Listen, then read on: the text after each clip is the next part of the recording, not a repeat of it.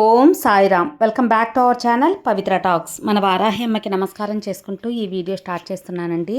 ఇక ఈరోజు వీడియోలో మనం చూడబోయేది ఏంటి అంటే ఏప్రిల్ 23 రేపు చైత్ర పౌర్ణమి మంగళవారం. ఈ చైత్ర పౌర్ణమి రోజున మనం ఏది పని చేసినా మనకు అది అనుకూలంగా కలిసి వస్తుందండి.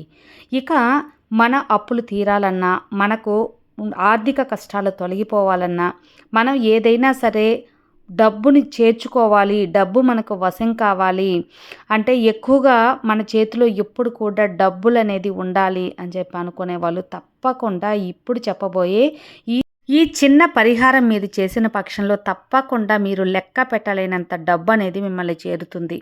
ఇక ఆ పరిహారం ఏంది, ఎప్పుడు చేయాలి, ఎలా చేయాలి, నియమాలు ఏంటి అనేది పూర్తిగా ఈ వీడియోలో చూద్దాం.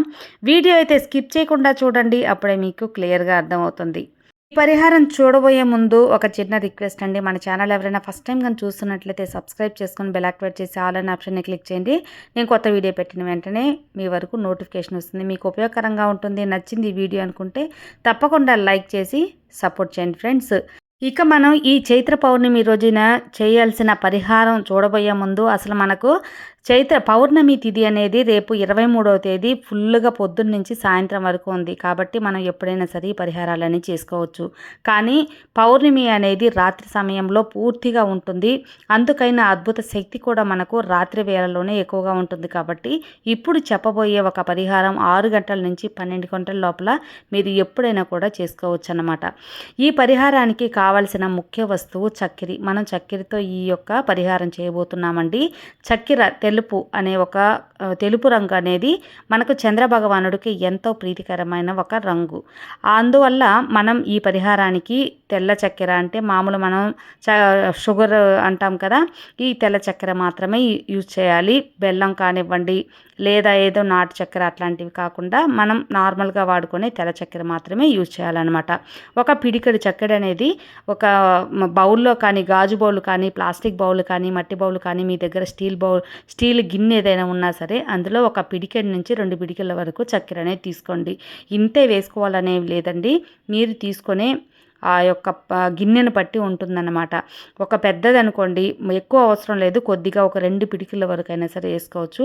చిన్న బౌల్ అన్నప్పుడు ఒక పిడికిల వరకైనా వేసుకోవచ్చు. ఇక ఈ యొక్క పరిహారానికి మనకు కావాల్సింది రూ. 2 కాయిన్. ఒక రూ. 2 కాయిన్ అనేది తీసుకోవాలి. రూ. 2 కాయిన్ అనేది 2గా తీసుకోండి. 2 అనేది చంద్రభగవానుడికి ఒక ముఖ్యమైన ఇష్టమైన నంబర్ అని కూడా చెప్పుకోవచ్చు. కాబట్టి మనం రూ. 2 కాయిన్ వచ్చి 2 తీసుకోండి. లేదు మా దగ్గర సమయానికి లేదు అన్న పక్షంలో రూ. 1 కాయిన్ అయినా 2 తీసుకోండి, లేదా రూ. 5 కాయిన్స్ అయినా 2 తీసుకోవచ్చు, అది మీ ఇష్టం. కానీ ముఖ్యంగా ప్రిఫర్ చేసేది రూ. 2 కాయినే ప్రిఫర్ చేయండి. ఈ రూ. 2 కాయిన్స్ని వీలైనంత వరకు 2గా తీసుకోండి. తీసుకున్న తర్వాత మీరు ఇప్పుడు మనకు ముఖ్యంగా కావాల్సింది బిర్యానీ ఆకు.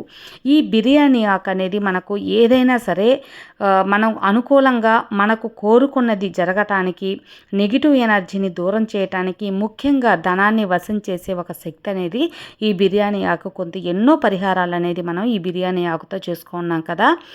ఈ బిర్యానీ ఆకు ఒకే ఒక ఆకు తీసుకోండి. ఈ ఆకు ఏది తునగకుండా లేదా త్వరలు పడకుండా నీట్గా ఉండే ఒకే ఒక ఆకు తీసుకోండి. ఇది కొత్తగా కొనాల్సిన అవసరం లేదండి. ఆల్రెడీ మీరు వంటలకి ఇంట్లో ఉంది అనుకుంటే ఆ ఆకులోనే ఒక ఆకు మంచిదిగా చూసి తీసుకోండి.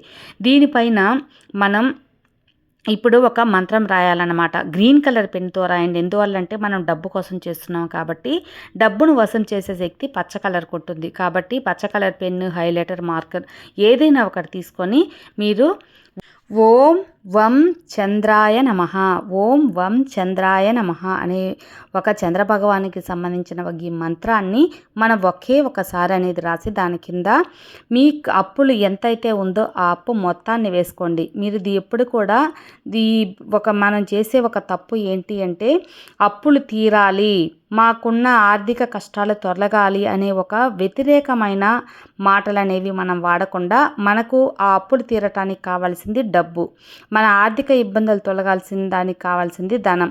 కాబట్టి ధనం వశం కావాలి, లేదా మనకు అంత అమౌంట్ ఎంతైతే మనకు ధనం కావాలో అప్పులు తీరాలో ఆ అమౌంట్ అనేది ఒక 10 లక్షలు అప్పు ఉందనుకోండి, మాకు 10 లక్షలు కావాలి అన్నట్టుగా రాసుకోవాలన్నమాట. లేదా ఒక 10 లక్షలు అనేది రాసేయచ్చు, ఒక ఓడ్లైనే రాసేయచ్చు.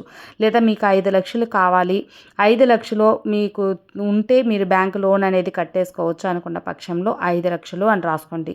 ఓం వం చంద్రాయ నమః అని రాసుకొని దానిపైన దాని కింద మీకు కావలసిన అమౌంట్ అనేది రాసుకోండి. ఎప్పుడు కూడా అప్పులు తీరాలి, ఆర్థిక ఇబ్బందులు తొలగాలి, మా కష్టాలు తీరాలని ఇలా నెగిటివ్ వర్డ్స్ అనేవి వాడకుండా అనుకూలమైన ఒక పదాలనే వాడుకుంటే మనకు మంచి అనేది జరుగుతుందన్నమాట. కాబట్టి ఈ యొక్క అమౌంట్ అనేది వేసుకోండి. ఇప్పుడు ఈ బిర్యానీ ఆకుని మనం తీసుకున్న చక్కెర బౌల్లో పెట్టాలండి. పూర్తిగా మునగక్కర్లేదు, కొద్దిగా అయినా సరే ఆ చక్కెరలో మనం కొంచెం దాచిపెట్టగలిగితే సరిపోతుంది. ఆకుని కొంచెం చక్కెరలో దూర్చండి. దీంతో పాటుగా ₹2 కాయిన్స్ అనేవి తీసుకున్నాం కదా, 2 కాయిన్స్ లేదా ₹1 కాయిన్స్, ₹5 మీరు ఏది తీసుకున్నారో అవి కూడా ఆ చక్కెరలో అనేది కొంచెం దోపెట్టండి అనమాట. ఇంతే ఫ్రెండ్స్. దీన్ని ఇప్పుడు మీ ఇంట్లో ఏదైనా సరే ఒక కబోర్డ్లో కానీ, హాల్లో కానీ, కిచెన్లో కానీ, పూజ రూమ్లో కానీ ఎక్కడైనా సరే ఈ బౌల్ని పెట్టండి. మూత అనేది పెట్టొద్దు. ఆ రోజంతా మీ ఇంట్లోనే ఉంచేసేయండి.